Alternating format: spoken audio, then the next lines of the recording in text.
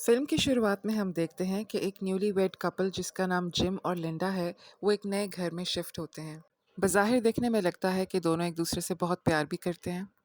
दरअसल ये गिफ्ट किया था जिम ने ये खूबसूरत सा घर लिंडा को। नेक्स्ट सीन में कुछ साल गुजर जाते हैं और हम देखते हैं कि दोनों मियाँ बीवी अपने बच्चों से बहुत प्यार करते हैं और एक अच्छी लाइफ गुजार रहे हैं। लेकिन उन दोनों मियाँ बीवी के बीच में कुछ टेंशन नजर आ रही है। फिर भी वो अपने बच्चों की खातिर एक दूसरे के साथ अच्छा वक्त गुजार रहे हैं। अगले दिन बच्चे अपने माँ-बाप के रूम में जाते हैं और अपनी माँ को उठाते हैं और पूछते हैं कि उनके फादर घर कब आएँगे? तो माँ कहती है कि फादर कहीं गए हुए हैं बिज़नेस ट्रिप पे।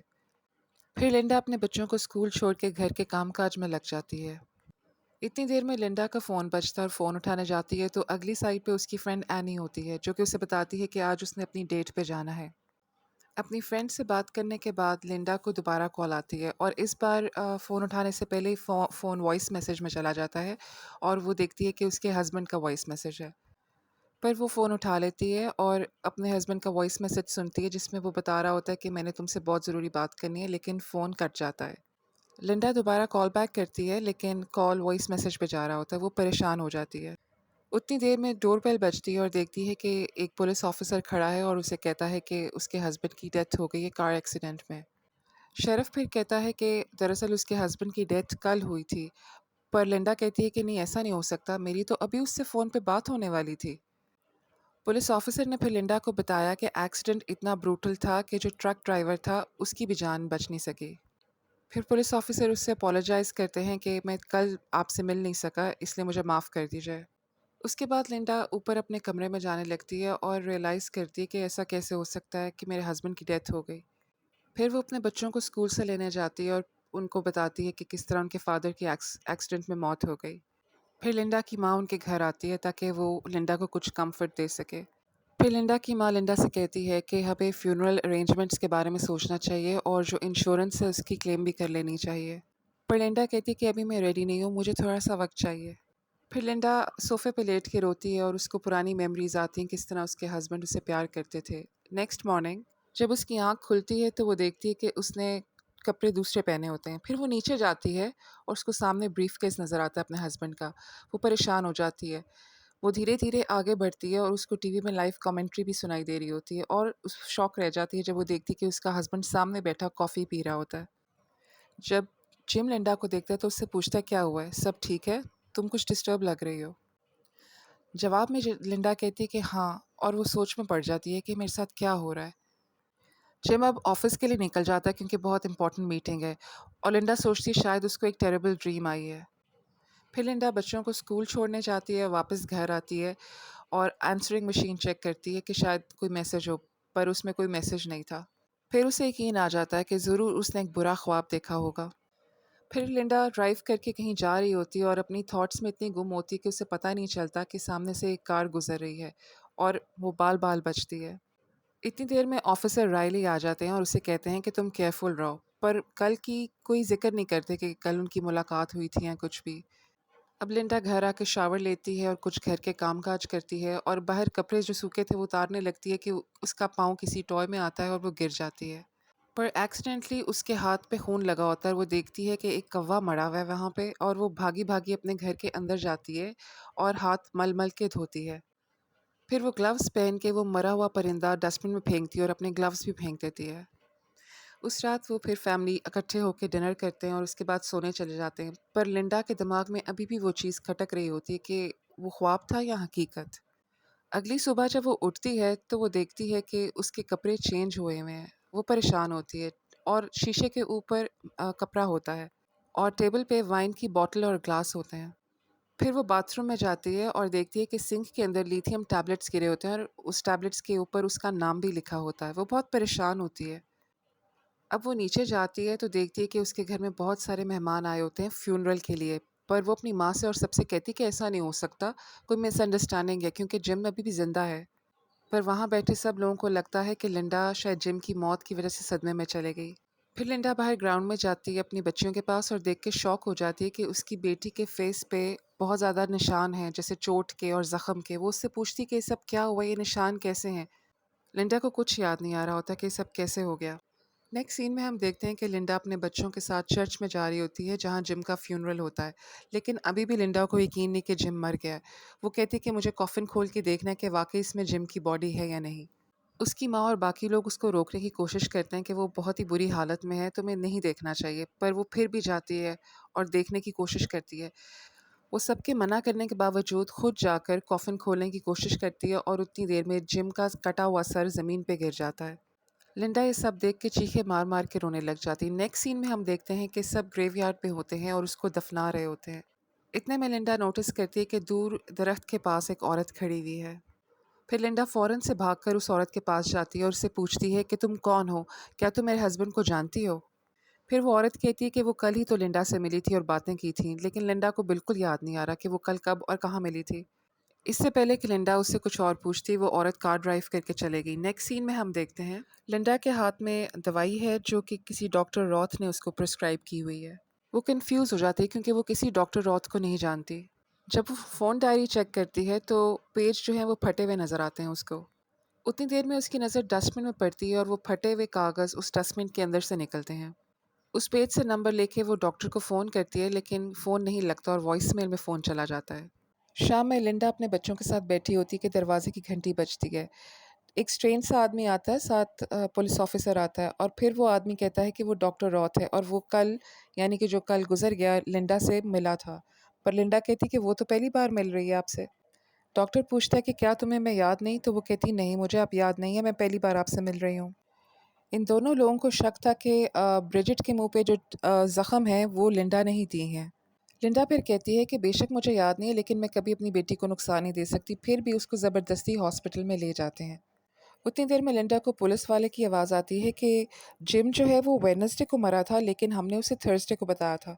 तब डॉक्टर रॉथ कहते हैं कि लिंडा उनके पास हॉस्पिटल में ट्यूसडे वाले दिन आई थी और ये कह रही थी कि उसका हस्बैंड मरने वाला है। डॉक्टर और पुलिस दोनों को लिंडा पे शक होता है कि कहीं इसने अपने हस्बैंड को तो नहीं मरवाया। फिर वो उसको बेहोशी का इंजेक्शन दे के सुला देते हैं। जब लिंडा की आंख खुलती है तो उसे रियलाइज़ होता है कि वो दोबारा से अपने घर में है।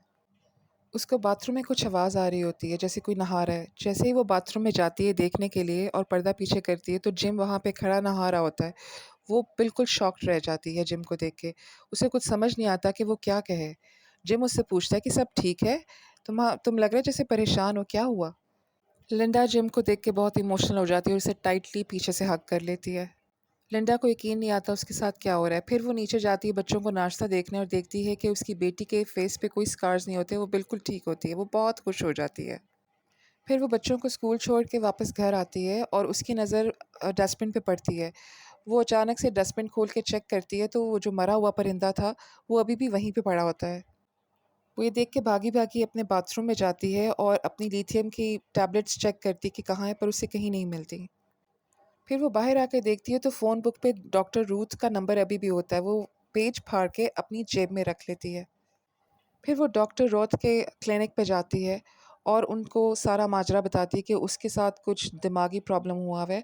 एक दिन उसका हस्बैंड मर जाता है और अगले दिन वो फिर से ज़िंदा हो जाता है और उसे कुछ समझ नहीं आ रही। लिंडा डॉक्टर को बताती है कि मुझे तो यकीन नहीं आ रहा कि मेरे साथ जो हो रहा है वो सच है या मेरा वहम है। डॉक्टर लिंडा से कहता है कि तुम्हें ज़रूर नाइटमेयर्स आ रहे होंगे। डॉक्टर को लगता है कि लिंडा को शायद कोई ज़हनी प्रॉब्लम है, लेकिन लिंडा कहती है कि ये सुपरनैचुरल चीज़ें हो रही हैं उसके साथ। फिर उसको कुछ मेडिसिन्स प्रिस्क्राइब कर देता है और वो मेडिसिन्स लिथियम ही होती हैं। फिर नेक्स्ट सीन में हम देखते हैं कि लिंडा डॉक्टर के ऑफ़िस से जाती है और सीधा जिम के ऑफ़िस में चली जाती है और वहाँ जिम से मिल के कहती है कि उसे कुछ ठीक नहीं लग रहा, उसे बच्चों को लेकर कहीं पे जाना चाहिए वेकेशन पे, लेकिन जिम कहता है उसे बहुत सारा काम है। इतनी देर में जिम की सेक्रेटरी अंदर आती है। लिंडा रियलाइज़ करती है कि ये वही औरत है जो जिम के फ्यूनरल पे उससे मिली थी। फिर जिम उसे किस करता है और कहता है कि वो मीटिंग के लिए लेट हो रहा है। उनके जाते ही लिंडा नोट करती है कि जिम और उसके असिस्टेंट में कुछ केमिस्ट्री है। घर पहुंच के लिंडा दवाई खाने लगती है, लेकिन फिर अब सोचती कि क्या ज़रूरत है खाने की और डिस्कार्ड कर देती है बेसन में। फिर वो विंडो से बाहर देखती है तो बारिश हो रही होती है। वो अपनी बेटियों को आवाज़ देके कहती है कि बाहर से कपड़े उतार के अंदर ले आओ। ब्रिटिश भागी भागी जाती है, लेकिन उसे पता नहीं चलता और शीशे के साथ टकरा जाती है और उसका फेस बुरी तरह से ज़ख्मी हो जाता है। वो भागी भागी अपनी बेटी को हॉस्पिटल लेके जाती है और उतनी देर में जिम को फ़ोन फ़ोन करके इन्फॉर्म कर देती है। जिम भी हॉस्पिटल में पहुंच जाता है। ब्रिजेट को ज़्यादा चोट नहीं लगती पर उसका फेस बुरी तरह से स्कार्स स्कार्स वाला हो जाता है। लिंडा फिर घर के सारे आईनों को कपड़ा डाल के ढक देती है और जब छोटी बेटी पूछती है कि ये स्कार्स हमेशा रहेंगे, तो लिंडा कहती है कि कोई स्कार्स नहीं है। ब्रिजेट जो है वो प्रिंसेस की तरह खूबसूरत है। रात में जिन और लिंडा के बीच में आर्ग्यूमेंट होता है। जिन कहता है कि तुम सही मेंटल स्टेट में नहीं हो कि तुम बच्चों का ख्याल रख सको। जिम ने लिंडा की माँ को फ़ोन करके घर बुला लिया ताकि वो घर की देखभाल कर सके। लिंडा को फिर याद आता है कि उसकी जेब में अभी भी डॉक्टर की क्लिनिक का एड्रेस है। वो उसको डस्टबिन में डिस्कार्ड कर देती है। फिर उसको अचानक से याद आता है कि कहीं उसने फ्यूचर तो नहीं देख लिया। जो इवेंट्स उसकी लाइफ में हो रहे हैं वो सब कनेक्टेड है, पर वो कंफ्यूज है कि टाइमलाइन का कुछ समझ नहीं आ रहा। फिर वो पेपर में सारे इवेंट्स लिखती है, संडे, मंडे, ट्यूसडे, वेडनेसडे के हिसाब से। वो डिस्कवर करती है कि जिम की डेथ थर्सडे को हुई थी पर वो मंडे को जिंदा था। जिम का फ्यूनरल सैटरडे को हुआ था और उसी सैटरडे को वो हॉस्पिटल में आई थी। और ट्यूसडे में डॉक्टर रॉथ की क्लिनिक पे पहुंची थी और ट्यूसडे को ही उसकी बेटी जो है उसको चोट लगी थी। ये सब कैलकुलेशंस करने के बाद लिंडा को समझ आ जाती है कि जिम की डेथ वेडनेसडे को हुई थी। फिर वो जिम के पास जाके रिक्वेस्ट करती है कि वो अपनी ट्रिप, जो बिजनेस ट्रिप आ रही है, उसे पोस्टपोन कर दे। पर जिम कहता है कि वो ऐसा नहीं कर सकता क्योंकि वो काफ़ी दिनों से वेट कर रहा था इस इवेंट के लिए। लिंडा कहती है ठीक है, तुम वेडनेसडे को चले जाना लेकिन सुबह मुझे उठा के जाना। नेक्स्ट मॉर्निंग जब लिंडा की आंख खुलती है तो देखती है कि उसकी वेडिंग पिक्चर उसके हाथों में होती है और सामने उसकी माँ खड़ी होती है। और वो रियलाइज़ करती है कि आज वेडनेसडे नहीं, फ्राइडे है। इसका मतलब है कि जिम ऑलरेडी डेड है। उसके बाद वो उसी पेपर पे क्लेयर का नाम लिखती है। उसे याद है कि वो जिम की असिस्टेंट है। अब वो चली जाती है क्लेयर के घर और क्लेयर से अपने हस्बैंड के बारे में पूछती है। क्लेयर फिर लिंडा को बताती है कि उसका और जिम का अफेयर चल रहा था। लिंडा ये सुनकर बहुत दुखी होती है। फिर लिंडा बैंक जाती है और लॉकर रूम में से इंश्योरेंस पेपर्स निकाल के ले आती है और वो पेपर्स इंश्योरेंस एजेंट को दिखाती है और एजेंट कहता है कि उनके घर का मॉर्गेज और बच्चों की एजुकेशन सारा कुछ टेक केयर हो गया है। फिर एजेंट लिंडा को बताता है कि वेडनेसडे मॉर्निंग मीटिंग में जाने से पहले जिम उसके पास आया था और उसने अपनी इंश्योरेंस को ट्रिपल कर दिया था ताकि अगर उसे कुछ हो जाए फ्यूचर में तो उसकी फैमिली जो है उसे परेशानी ना हो। ये सब सुनने के बाद लिंडा रियलाइज़ करती है कि जिम एक्चुअली में अपनी फैमिली से बहुत प्यार करता था। जब लिंडा घर पहुंचती है तो उसकी माँ उसे फ्यूनरल अरेंजमेंट्स के बारे में पूछती है और लिंडा बहुत ही इत्मीनान से माँ को कहती है कि सब कुछ ठीक हो जाएगा, आप परेशान मत हो। माँ लिंडा को रिलैक्स देख के बहुत हैरान हो जाती है। अगले सीन में हम देखते हैं कि लिंडा वाइन पी रही होती है और उतनी देर में उसकी माँ उसके पास आती है और कहती कि इतना मत पियो, अपनी तबीयत ख़राब कर लोगी। फिर वो अपनी माँ से पूछती है कि if allowing Jim to die is same as killing him, तो उसकी माँ कहती है कि जिम इज़ ऑलरेडी डेड। अब अगले दिन सुबह जब लिंडा की आंख खुलती है तो वो रियलाइज़ करती है कि जिम उसके साथ ही है और वो रियलाइज़ करती है कि आज संडे है, तो वो जिम को कहती है कि आज वो बच्चों के साथ ज़्यादा से ज़्यादा वक्त गुजारे। जिम बच्चों को लेके पिकनिक चला जाता है और लिंडा चर्च आती है प्रीस्ट से मिलने के लिए और सब बताती है जो उसके साथ हो रहा होता है। प्रीस्ट फिर एक होली बुक खोलता है और उस कहता है कि तुम्हें जो कुछ हो रहा है वो प्रेमोनिशन है। बहुत से लोगों को ऐसा होता है कि उन्हें फ्यूचर पहले नज़र आ जाता है, मगर बदकिस्मती से वो अपने फ्यूचर को बदल नहीं सकते। प्रीस्ट लिंडा से कहता है कि उसको खुद पे फेथ होना चाहिए और जो हुआ है वो मिरेकल है। लिंडा कहती है कि मुझे नहीं पता मुझे आगे क्या करना होगा, मुझे कुछ समझ नहीं आ रही। फिर वो उसी लोकेशन पे पहुंचती है जहाँ पे जिम का एक्सीडेंट हुआ था, ये देखने के लिए कि असल में वहाँ क्या हुआ होगा।